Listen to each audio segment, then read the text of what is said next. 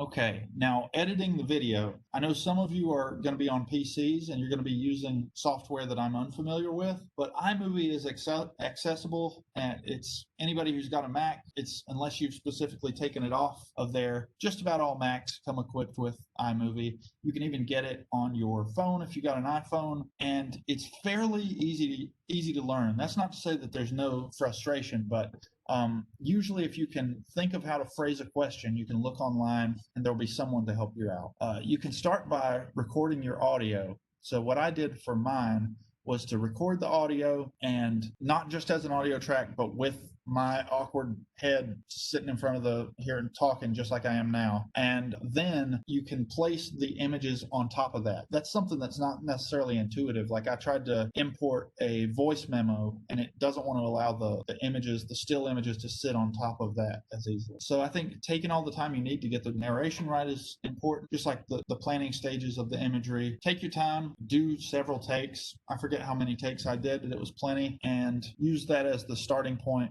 for your timing. So once you've got that in there, that's like the skeleton, and the images can sit on top of it. And where they are appearing and disappearing is going to be dictated by where in your speech feels most appropriate. And you can add sound effects and Foley and stuff now, but I think you can also hold off on that as long as you got your audio. Placing images, you can drag and drop them into your iMovie timeline. I'll show you how to do that in a moment. You have options to alter their colors, etc. in the program. You can also zoom in to the image or do the Ken Burns feature so that it pans across it. I think that is something that I pretty much always do at least a little bit to give the image just a little bit extra motion and liveliness. And it also allows you to zoom in so we can appreciate details more. So here we go. Here's the Ken Burns mechanic. So you can look at the start rectangle there, and you can look at the end rectangle here. So the idea is that if it's, say, a 10-second long clip right here, this is it on the timeline, it's selected, then we start seeing this whole thing, and then at the end of that 10 seconds, we have zoomed into here. And this is to flip it so that it would then start with the little one and end in the big one. And you can also find tutorials. So I want to be upfront about something. This is relatively new to me. I'm not the most tech savvy person, so I've enjoyed bringing some drawings to life with this, but I'm definitely not a tech whiz, and I'm sure if you have specific questions, I'll field them and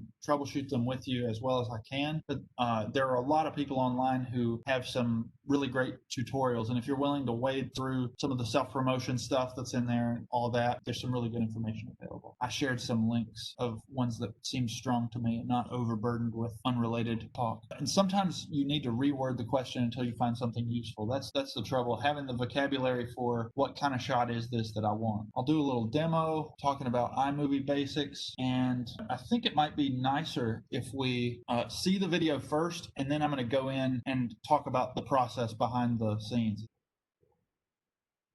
I was living in a small fishing town up north, and I had done something really embarrassing. I couldn't remember what,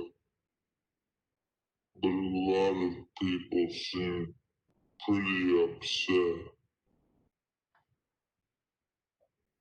It became clear that I would have to be institutionalized. The town had no jail, no hospital. There was a woman with a psychology degree who worked at the post office, so I was sent to live there.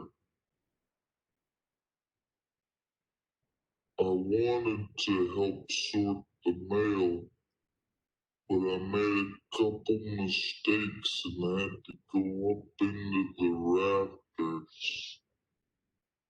This way I will be out of the way of the other postal workers.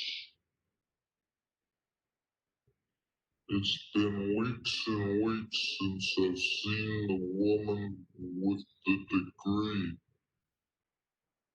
I'm having trouble recalling her face. I can see the boats going by outside of the window, and the busy hands of the other employees, and the gutters in the floor where the fish are sent through to the cannery. One day I remember why they put me here. I disrupted the local funeral. As I recall the act, I recognize its wrongness, but I still feel that given the opportunity, I would do it again. In a flash, I realized the wisdom of my captors, my co-workers. They will know when I'm ready.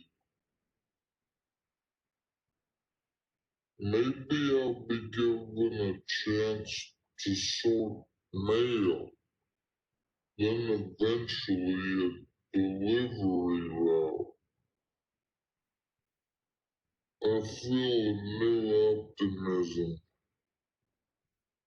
The strength is returning to my limbs.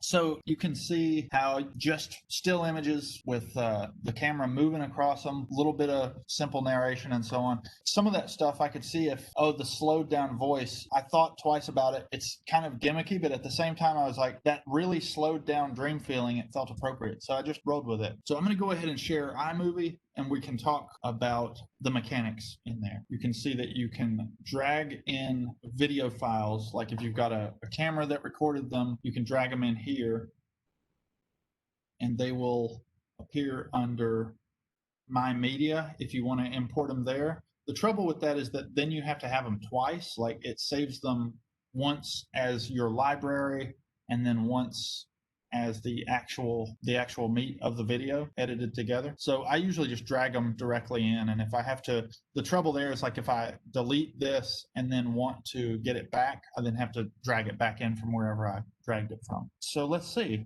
The little rabbit there, if we see the little rabbit, we can see that that allows us to speed up time or freeze frame or slow it. So that's kind of cool where you can, for process stuff, I didn't want to make you all watch me draw for most of the time. And I was aware too that it's difficult to get the focus correct. So I just wanted to go ahead and have that done as an aside sort of. So yeah, getting that done. Let's see. As far as dragging titles in, you can go up to here at the top, grab a title, drag it down, and it sits on top of your video. So you can think of it as its own layer. If anybody's familiar with Photoshop, how things are on layers, similar here. And then if you don't like it, just click delete. Pretty easy. Let's go back and look at the video because it's got a little bit more going on. One thing that I will say is that it eats up a lot of storage space, video. That's not a surprise, but I did think I'd mention it. So like every little while, I'll upload them. I actually upload them to YouTube and then have my original there and then delete the one off of iMovie just because otherwise it eats up a ton of storage space. Okay, so you can see here is just me narrating this thing, and I've got the slow effect put onto the audio. And then what I did was just got this title, just like I showed you, drag that down from there. And then the images, you can actually, like one of the nice things about Apple is if you're like me and you don't have a great intuitive grasp of this stuff, you can just open up your Finder window and just drag the photo or whatever directly into it. So just like with video, just drag the file directly in, pop it in just about where you want it, and then you can fine tune it from there. Personally, I think it helps to have an image edited, like to have it trimmed in the way that you want, so it's cropped correctly and so on. Speaking of cropping, let's look at the Ken Burns effect on this one, sure. So this right here, it's the same crop tool for Photoshop and what have you. We can look at that and we can see that there's a start frame and there's an end frame. And if I wanted to say, oh, I want this thing to zoom in really dramatically on this dude's face, I could do that. So if I do that, it became clear that I would have to be institutionalized. and even there, it implies something different with the story. This guy town becomes had no jail.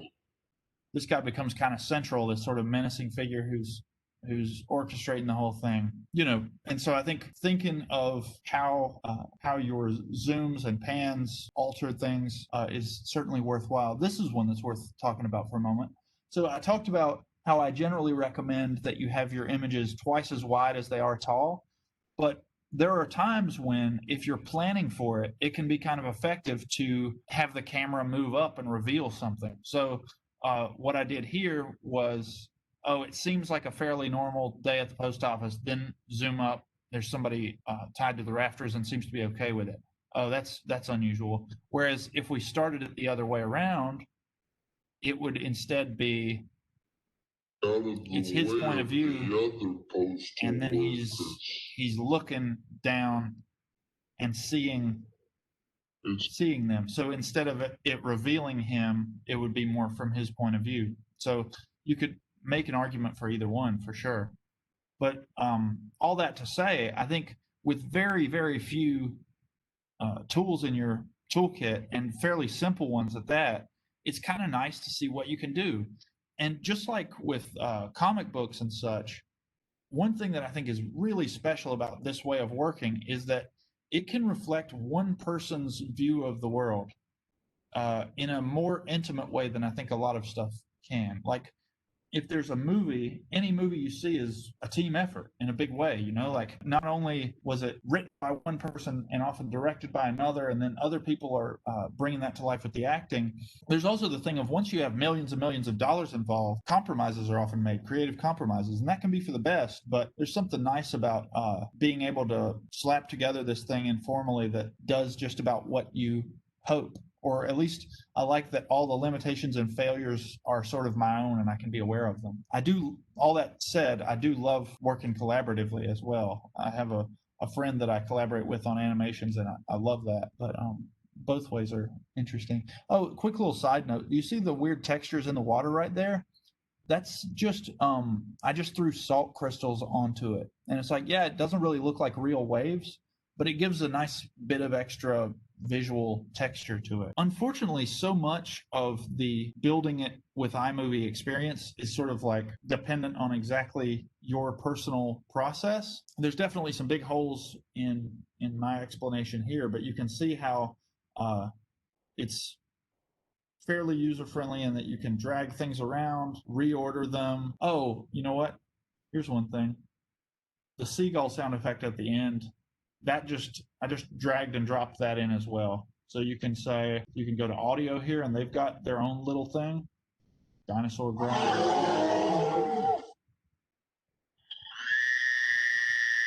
I could see how, frogs at night, you could loop that over your whole thing if it's like a summertime thing. Yeah, there's a lot of them. There's also a lot of databases online where you can get this stuff for free and download better ones. And I'm a big fan of, in the same thing of, well, I'd rather draw or paint it myself, even if it doesn't look as good as other people could do it, as skillfully as others could do it. It's kind of nice if the whole thing's in one person's voice. That really appeals to me. It could also be nice to just record all your own sounds. I didn't practice what I preach on that. I don't have easy access to seagulls. You can also do some stuff with green screen, and you can also, these transitions between one shot and the next, you can throw that stuff in there. So there's also alternatives to video. So if some of you are thinking like, yeah, fair enough, I like the idea of drawing things, I like the idea of sharing a personal story, not so into this thing of it having to have narration over it, I don't feel like using my own voice, I would just as soon it be text and just let that be what it is in a more simple way. Well, zines are a great alternative then. And so what you could do is take a PDF to most print shops and they'll make a little booklet for you. So this can be in a magazine type way where you've got a lot of just straight ahead text, maybe a couple images to round it out. It can be pure text if you like. It can also be in comic book form. There's a lot of good stuff. And what makes it a zine? That's just sort of short for magazine, but what it really means is a self-published small press or small print run magazine. So something you might make 100 of them, or you might make 10 of them and hand them out to your friends or something. And that can be really empowering for students. It's something that I wish that I had known about when I was in middle school, high school, because I loved drawing comics, and it felt like there was this huge gap between me as just a kid with a pen and paper and the idea of, oh, Marvel Comics or whatever big thing where people can actually see your work. And there's something really, really nice about sharing it on a smaller scale. And I know we're in the age of coronavirus, but prior to that, and hopefully in the age of the vaccine, it's really, really nice to have a physical object that you can share with people. So that's something you can look into as well. And a lot of that stuff is pretty user friendly, where you can just take it to Staples or wherever and have them printed out in booklet form, and they'll even staple it together for you. And it's nice. It can be pretty cost efficient as well. And I've actually done one of those recently. I did a thing called Goat Song. If you feel like reading a little excerpt from it, here's just one page of it. And yeah, there's something really cool about you have this tiny little booklet, and it's smaller than like a traditional. It's like 8.5 inches tall and 5.5 inches wide, because it's like an 8.5 by 11 folded in half. And so you've got this tiny little booklet that you can share with people or sell if possible. You could also share your work as just a series of drawings, like the drawings themselves are what you show people. And then also you could put it into PowerPoint or Keynote, just like I've got here, and walk it through there. That could be another way to display it. These are all alternatives to video. However, there is something cool about video that comes to life in a different way than still images do. So yeah, I'm wishing you best of luck on that.